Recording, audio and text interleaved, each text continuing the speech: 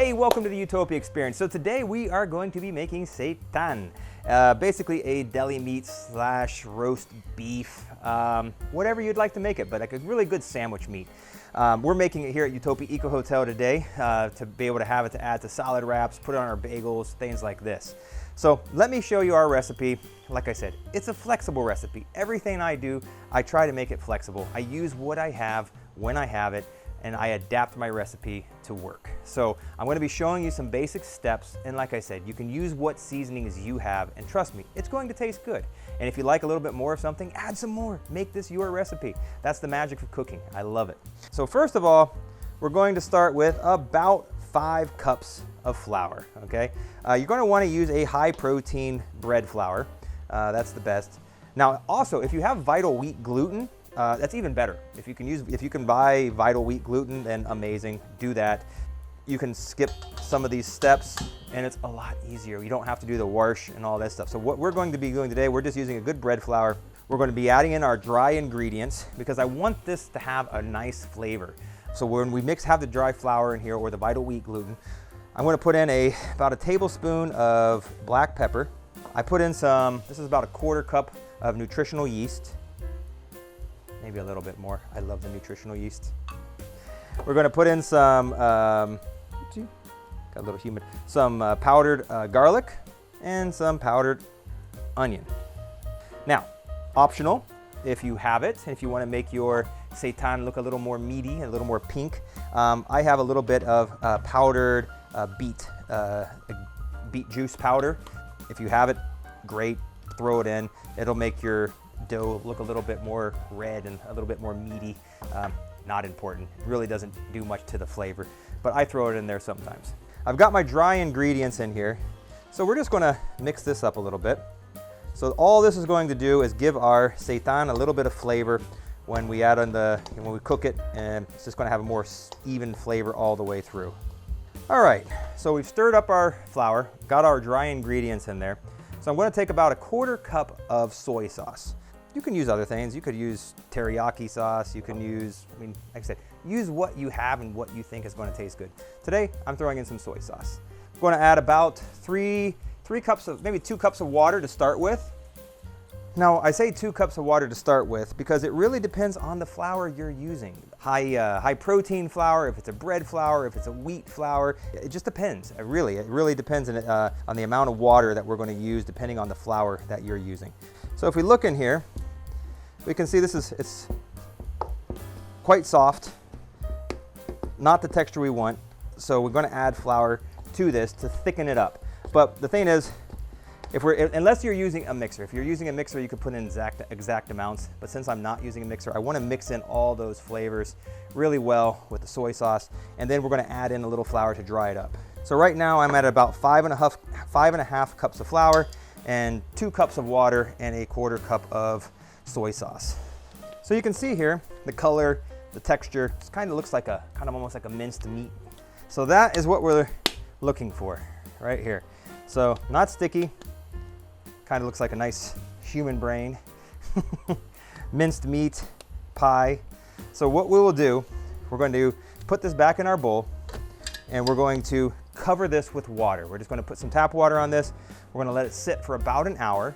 And then once it's rested for an hour in the water, we're going to rinse the flour, the meat, the seitan, whatever you would like to call it. And that's going to rinse off all of the starches. All right, so we're going to start rinsing one that I made about an hour ago. It's already been sitting here for about an hour. So it's quite slimy. And we're going to just kind of pick this up and we're going to rinse this off. We're going to turn the water on here.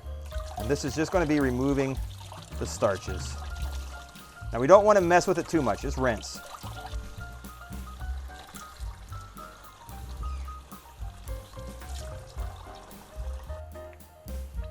All right, so we've rinsed off our seitan and it's a little gooey, it's a little slimy. Like I said, so what we're going to want to do is we're going to add a little bit more flour to this. We don't want to add a lot, but just enough to kind of dry it up to where we can kind of knead it again and we can make it into like a big patty, basically. We want to make something that's basically going to fit into our frying pans, you know. So we're going to make like a little torta or like a little patty out of this. So I'm going to go ahead and take a little more flour, probably a 1/2 cup. Now, like I said, if you have the Vital Wheat gluten, you don't have to go through any of this. You can basically just flavor up your Vital Wheat gluten, not do the rinse, and throw it straight into your skillet, and away you go. So it's actually a lot easier, but if you don't have it, this really isn't that complicated. All right, guys, so we have successfully rinsed and kneaded our seitan. So we just want to basically now pat it out into a nice little torta or a patty. I have our frying pan heating up, just using some corn oil, vegetable oil. If you want, you can use olive oil. I've actually done that a few times. So that's about it. We're gonna let this rest for a few minutes, and then we're basically just gonna take this and drop it into the skillet. All right, so our seitan has been sitting here resting for about 5 or 10 minutes. Our oil has heated up, so we're just going to lightly lay it in, lay it in our skillet here.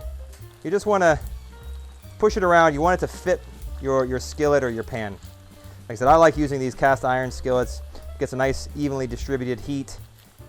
We're going to fry it for probably 8 to 10 minutes on one side, and then we're going to flip it over.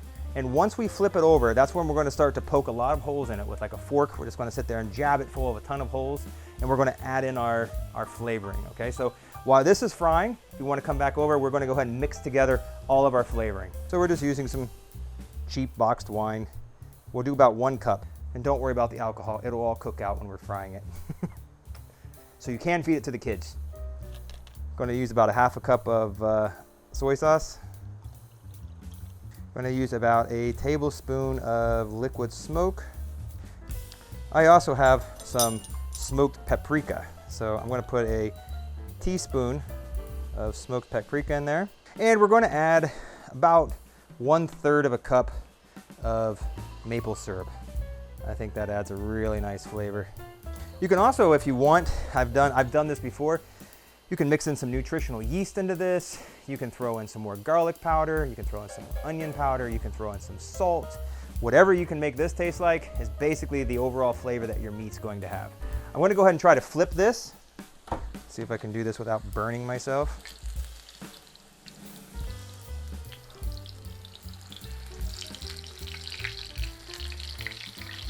Look at that.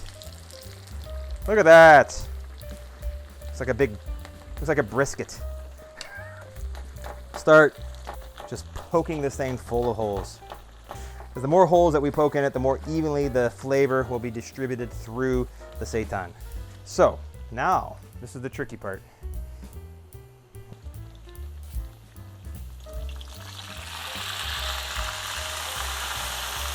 By cooking your seitan in a lot of oil and a lot of fats, it actually makes it taste a lot more meaty. So depending on what you're looking to go for, if you're looking for a super lean meat, use less oil. If you're looking for a fattier, kind of a more filling seitan, use more oil. So there we go. That's crazy. It kind of looks like blood on top of that. It's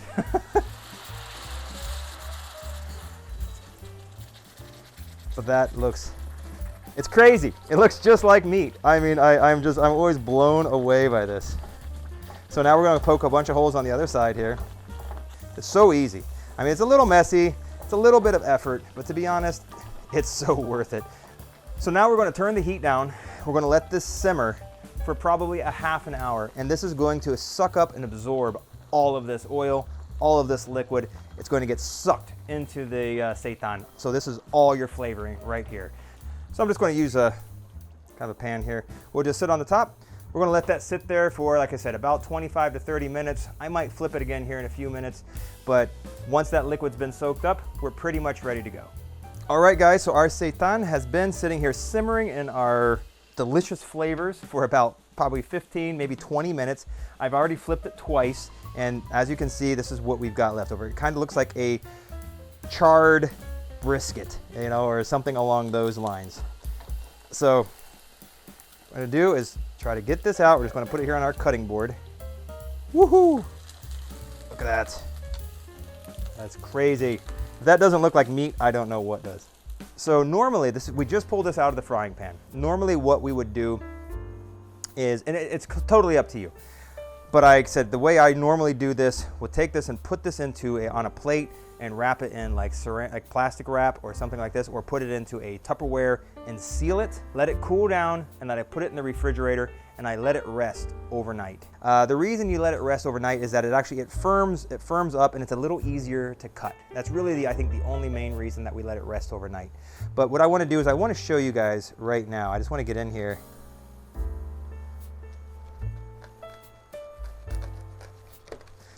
So basically what we got this is really this meaty texture. And like I said, once it's cooled down, it's a lot easier to cut. And basically what happens is I refry this normally, and I can make this like bacon. You make a super thin slice on this. You can take it, fry it in the morning, use it with your pancakes or whatnot, or you can actually slice all of it, put it back into your pan, and you can add a little bit more of the same sauce that we just used. You can use a little bit more red wine, some maple syrup, all of these types of things, making a flavor, and it will continue to suck up those flavors, just making this that much more flavorful. And seeing that we've rinsed all the starch from the flour, there is a lot of high protein in this. So we're using a high protein bread flour, and seeing that we've rinsed out the starches, it's mostly a protein base. Now, if you want more protein, you can use, like I said, Vital Wheat gluten.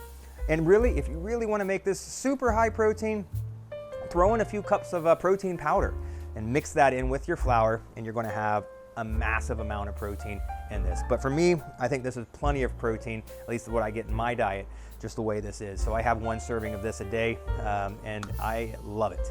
Well guys, I really hope you enjoyed this video. If you did, hit that like and subscribe button, and make sure you check out our other videos. Have a great day.